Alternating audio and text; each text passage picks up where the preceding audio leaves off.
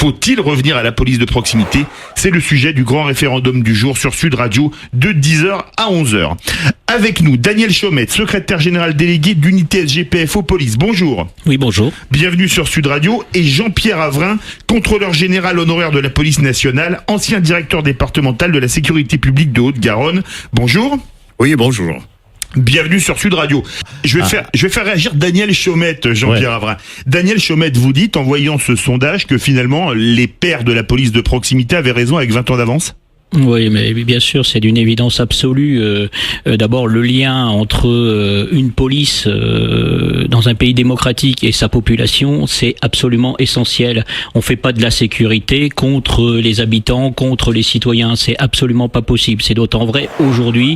On a besoin d'une solidarité nationale par rapport à ce que nous vivons, avec la menace terroriste, avec les problématiques dans les banlieues, avec certains partis politiques qui attisent, quand ça les intéresse, tel ou tel sujet, qui montent les uns contre les autres. On a besoin d'avoir une police républicaine, une police démocratique qui puisse intervenir en tout point du territoire et qui assure la même sécurité pour tous.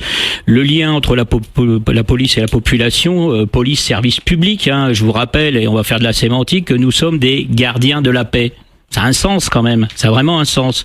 Donc dès lors, le concept de la police de proximité, il est toujours tout aussi vivace, tout aussi vivant et tout aussi nécessaire aujourd'hui. C'est d'une évidence absolue. Pourquoi? Mettre des policiers qui connaissent parfaitement leur secteur. Donc là, on est en train de parler de topologie dans certains quartiers, dans certaines zones. Il y a beaucoup de coursives. Ce sont des anciens bâtiments avec des servent à planquer la drogue, etc. Il y a des caves, il y a des passerelles, il y a tout ça. Il faut connaître, d'avoir des policiers généralistes qui partent d'un central et qui vont se disperser à tel point de la circonscription puis à tel autre sans maîtriser parfaitement le secteur. On perd du temps. Et puis surtout, ça vient très bien d'être expliqué par monsieur Avrin, c'est bien sûr le contact avec la population qui vit dans ces quartiers. La très grosse majorité de nos concitoyens aiment la police et souhaitent une sécurité de bon niveau. Ils sont pas anti-police. Tous les sondages le prouvent. Dès lors, il faut qu'il y ait des contacts réguliers et il faut, ça a été très bien expliqué précédemment, que la population compte avec sa police et connaisse ses policiers, qu'ils aillent spontanément vers le policier pour échanger, pour évoquer leurs craintes, pour évoquer leurs peurs et puis aussi pour informer d'un certain nombre de dérives qui emmerdent tout le monde dans les quartiers, je dis bien tout le monde ou la majorité des honnêtes gens, que sont les trafics de stupes, mais aussi la radicalisation. Qui mieux qu'un policier qui connaît sa population sur un secteur déterminé à dimension humaine pourra repérer des individus dans des grosses voitures qui viennent prêcher telle ou telle chose pour radicaliser les plus jeunes, tel ou tel dealer chevronné qui essaye de recruter des jeunes, les empêcher d'aller à l'école, etc. Il faut avoir des contacts, mais absolument, il faut avoir des contacts avec les concierges, il faut avoir des contacts avec les commerçants, il faut avoir des contacts avec les associations. Il faut aller sur les marchés, c'est ça. Et c'est pas jouer au football, c'est aussi du travail de police que de prévenir. Ça consistait pas seulement à jouer au foot ou au rugby, la police de proximité. Absolument pas. C'était une présence réelle et quotidienne dans les quartiers, au contact de la population, pour nouer des liens extrêmement forts, pour cibler avec les gens qui habitent dans ces secteurs-là les problématiques de fond, les problématiques de voisinage, les problématiques d'absentéisme scolaire, de jeunes qui commencent à dériver, et on était typiquement dans de la prévention et du travail en amont, plutôt que de laisser des jeunes dériver, de les voir après les voir interpellés par les effectifs de la BAC et puis traîner devant les tribunaux. Eh bien, on faisait un travail de fond, ça permettait de faire quelque chose d'extrêmement intéressant. Mais ce concept aujourd'hui, il est toujours vivant, je l'ai dit, il va prendre effectivement l'aspect a priori de ce que souhaite Emmanuel Macron, et on a balancé quelques ballons sondes pour expliquer qu'il y avait un intérêt majeur à ce que les policiers travaillent aussi de cette manière-là. Pas seulement il faut de la répression, bien sûr qu'il faut de la répression, il faut aussi des bacs, c'est évident. Néanmoins, il faut cette présence quotidienne dans les quartiers, et cette police de sécurité quotidienne telle que elle va être présentée prochainement, ça a du sens, véritablement. Allez, Eh bien, sur sudradio.fr, vous êtes d'accord à 83%. Oui, vous dites, oui, il faut revenir à la police de proximité.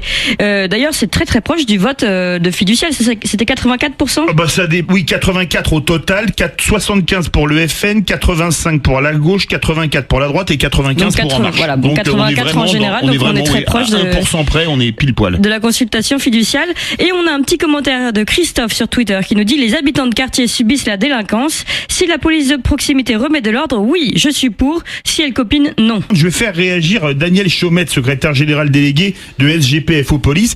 Qu'est-ce que vous répondez à Bernard qui dit ça s'appelle proximité ou autre chose, une police spécifique, et notamment mettre vos collègues les plus aguerris, pas ceux qui sortent de l'école de police depuis 3 semaines ou 1 mois. Oui, répondre à Bernard, à l'élu également et à l'autre auditeur, je constate que tout le monde converge vers la même chose, c'est-à-dire une police. Alors si le mot police de proximité, les mots doivent être bannis sur des dogmes et des positionnements politiques, c'est regrettable. Appelons-la autrement, police au contact ou police de la sécurité quotidienne. Mais effectivement, travailler dans certains quartiers compliqués, difficiles, parce que le taux de chômage est élevé, parce que ces quartiers sont gangrénés par les trafics de stupéfiants et toute autre économie souterraine, parce qu'il y a des trafics d'armes, parce que c'est violent, etc. Il faut des policiers qui est une formation particulière qui existe déjà mais qu'il faut peaufiner. Mais tant qu'on n'est pas d'accord sur le concept de cette police au contact de la population, et je le redis, on ne fera rien sans le contact de la population, on aura du mal à avancer. Alors effectivement, il existe déjà des modules en matière de formation ou de formation continue pour que nos collègues, plus particulièrement dans ces quartiers, puissent exercer en fonction des problématiques qu'ils ont. Ça, c'est la première chose. La deuxième chose, on ne peut que soutenir, nous, unité SGP Police FO, le fait que ce soit des policiers aguerris qui aillent dans ces quartiers. Encore faut-il, mais nous ne cessons de le réclamer, qu'il y ait des compensations, des encouragements pour ces policiers qui font l'effort d'aller dans des endroits où c'est extrêmement compliqué. Tout le monde comprend que travailler dans le 18e ou travailler à Neuilly, il y a un tout petit peu de différence. Donc du coup, il faut travailler, il faut faire évoluer la police nationale, il faut se calquer et coller aujourd'hui à ce qu'est la délinquance et l'insécurité en France, et proposer notamment des systèmes d'avancement plus rapides pour ces collègues-là, de manière aussi à ce qu'ils marquent beaucoup plus de points pour pouvoir après partir en mutation, qu'il y ait des compensations, et c'est d'une logique absolue. Et pour vous, Daniel Chaumette, les propos d'Hortefeux, qu'est-ce qui vous inspire? On est dans la posture? Ouais, c'est typiquement de la posture. Je pense que c'est complètement décalé avec ce que doit être la police aujourd'hui. Comme les formules, on doit nettoyer les quartiers au Karcher, comme dire la police de proximité, c'est de l'angélisme exclusivement. Le Karcher, c'était plus du roulement de mécanique qu'autre chose. Ouais, ce sont des postures. C'est dramatique en matière de sécurité, parce que derrière il y a des victimes, il y a des vies humaines, il y a des drames qui se jouent. Qu'on puisse prendre des positions comme ça, tout simplement pour tenir les positions de tel ou tel parti. Je pense que la sécurité, c'est trop important et trop grave pour qu'on joue avec à des fins électorales ou électoralistes. C'est assez dommageable. Je pense qu'il faut revenir à l'essentiel. On est quand même dans un tournant extrêmement important en matière de sécurité dans ce pays. Au-delà de la délinquance classique, comme pour un pays comme la France, avec les problématiques de quartier, les trafics de stupéfiants, d'armes qui se sont largement développées ces dernières années, les agressions fortes dans les quartiers, mais il y a bien sûr la menace terroriste. La sécurité a changé, nos concitoyens le font valoir au premier chef. Il faut une sécurité et là-dessus il faut évoluer, il faut vraiment évoluer. Mais bon, moi ça me rassure, 84% de la population souhaite avoir une police au contact, des policiers qui puissent interpeller, parce qu'il faut faire bien sûr des interpellations, il faut sortir du circuit ceux qui emmerdent dans les quartiers. Ils sont peu nombreux, mais ils pourrissent tout un quartier, tout un secteur. Mais là, il faut faire de la police, il n'y a pas de problème. On peut le faire avec des policiers en amont qui peuvent prévenir le fait que des jeunes ou moins jeunes tombent dans la délinquance. Ça a un sens et on n'est pas loin, il y a juste une volonté. Voilà, juste une volonté.